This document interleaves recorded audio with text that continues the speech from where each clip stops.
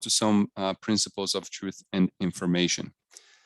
So truth is the degree of correspondence between symbol and thought, symbol and object, or thought and object that has a certain level of reliability, accuracy, veracity, or validity.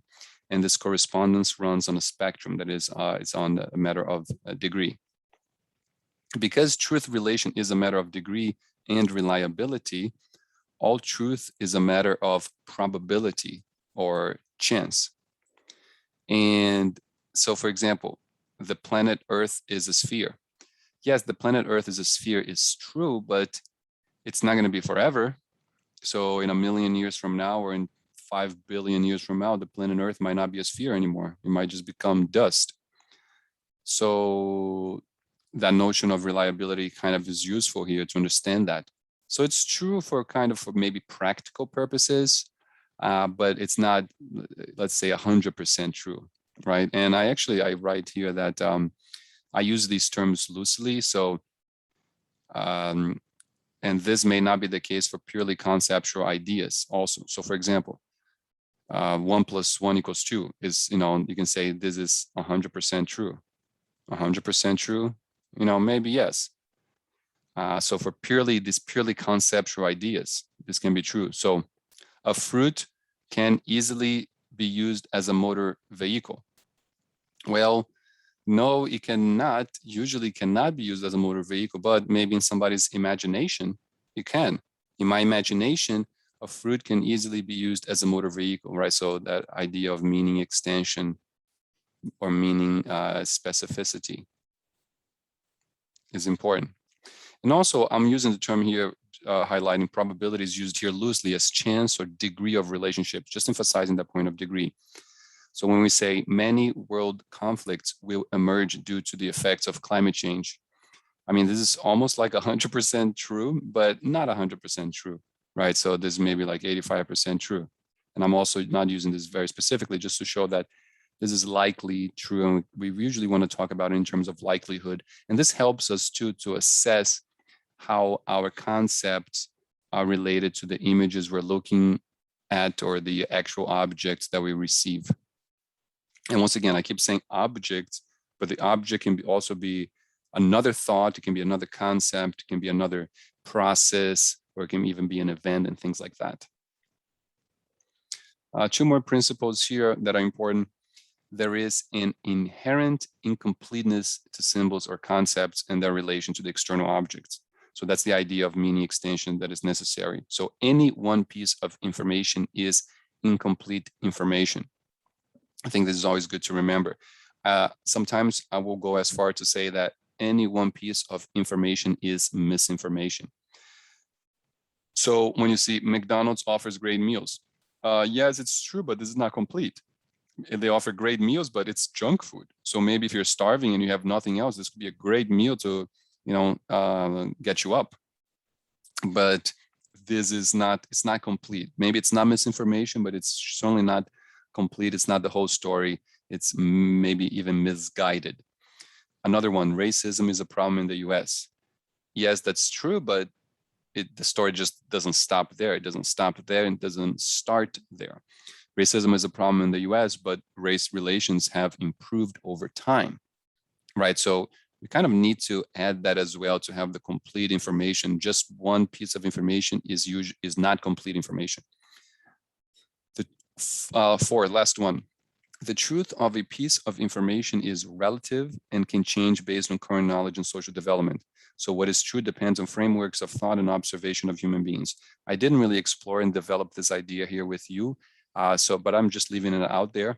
I always thought that truth and knowledge were absolute, but have learned that that's not the case. There are many ways to develop and explain why this is, but I'll just give you some very brief examples. So for example, infrared vision, humans never knew what infrared vision looked like until we developed the technology to see infrared. And now when you use infrared goggles or pictures, you can see the whole new world we didn't know existed, right? These colors and these kinds of imageries. A flat earth theory. Many people thought that the earth was flat for a while, but then we discovered it was not. So things changed. The theory of phlogiston, developed by this dude here, Becker, from the 17th century. It was a chemical or element that created combustion, he thought. But then people realized, no, that doesn't exist. That's not a thing. So things are always changing and developing. Of course, the great guy that talks about this is Thomas Kuhn. Thomas Kuhn, and great read, The Structure of Scientific Revolutions, and it develops this idea here. And I think now, so we also can talk a little bit about misinformation. We're not going to develop here this very much, but I just wanted to give some brief definitions. So misinformation is any sign or symbols that lack truth or a correspondence between itself and another concept or object, as we kind of already went over. And it's usually defined as false, inaccurate, or misleading information. Once again, notice that this is a binary definition. It's not a matter of degree, like it has to be, over 25% or the relation. And this can be problematic. We put information or text in these terms to make it easy, simplify for people to understand, but we need to remember that it's always a matter of a degree. And also disinformation is misinformation intended to be deceptive. And because it includes this intentional variable, this is a human dimension only. So this involves a human dimension of intention, which is of course important, but it's very difficult to capture and find out. But sometimes we can. So here's an example of this social media post, Facebook post of a deceptive ad created by a Russian group during the, I think prior to the 2020 elections. And the information here is actually kind of true. The content here is pretty true-ish, but the whole event was a propaganda entirely fabricated by Russians and not actual patriotic people trying to get Trump to talk with co-producers and so on. So this is disinformation because it's very likely intended to deceive people. Just some last thoughts on misinformation. So misinformation is here by some people here. It was defined as information that has been shown to be inaccurate. So the Earth, the idea that the planet Earth is flat has been shown to be inaccurate. So if somebody says the Earth is flat, that's clearly misinformation. But sometimes it gets a little bit complicated if the thing hasn't really shown to be inaccurate, or if the inaccuracies are kind of in more of the detail. So I have here an article where the headline is "Why Even Fully Vaccinated Older People Are at High Risk for Severe COVID-19." And is this information or is this misinformation? Well, it's kind of hard to tell because they say fully vaccinated older people are at high risk for severe COVID-19. And then right below they write, many factors weaken the aging immune system, but vaccines and booster doses do offer protection from hospitalization and death.